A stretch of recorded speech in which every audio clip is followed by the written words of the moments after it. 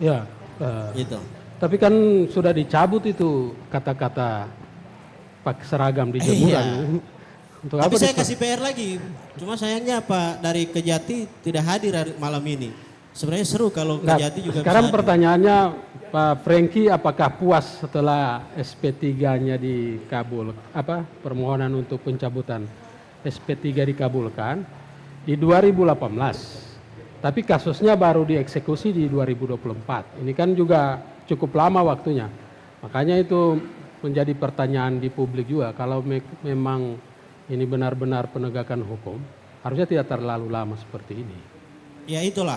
Tapi saya mengutip kalimat yang disampaikan oleh rekan pengacara juga, Pak Yakob Muhammad atau Pak Pokai. Setiap permasalahan hukum harus ada akhirnya. Kita tunggu saja akhirnya akan sampai di mana. Apa kaitan Pak Hamimpo di kasus Bansos ini? Sementara pernyataan dari Pak Firdaus itu kan dia menyatakan bahwa kepala daerah itu kan tidak terlibat langsung di pengelolaan keuangan. Di mana kaitannya dan kira-kira barang bukti apa yang menguatkan sampai Pak Hamim bisa dijerat dalam kasus ini? Kalau Pak Hadi tanya itu ke saya sebenarnya juga tidak tepat. Karena tugas saya itu adalah menguji hal-hal yang sifatnya formil. Kalau sudah terkait material harusnya yang jawab ini Kejaksaan Tinggi. Karena yang menemukan dan meyakini adanya perbuatan pidana itu adalah jaksa. Adanya 2 alat bukti itu ditemukan oleh jaksa, bukan ditemukan oleh LSM Jamper. LSM Jamper dalam perkara ini hanya mendudukkan syarat formil. Pra peradilan itu kan tidak memeriksa material, tidak memeriksa kuantitas atau kualitas alat bukti. Kita hanya mengajukan tepat gak ini dihentikan penyidikannya. Ayo kita uji dong.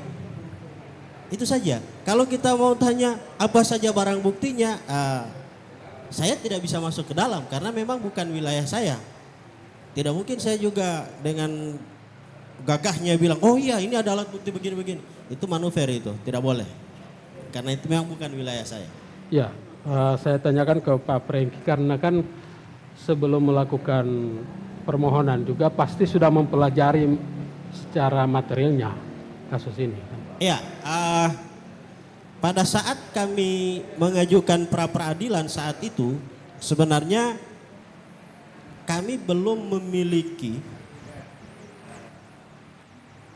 gambaran pokok secara keseluruhan, salinan putusan dengan jumlah halaman berapa itu belum kita hanya melihat hal-hal pokok saja. Yang jadi pokok dalam persoalan itu adalah adanya pertimbangan Mahkamah Agung angka 1 yang menyebutkan bahwa di situ ada 3 nama. Itu saja.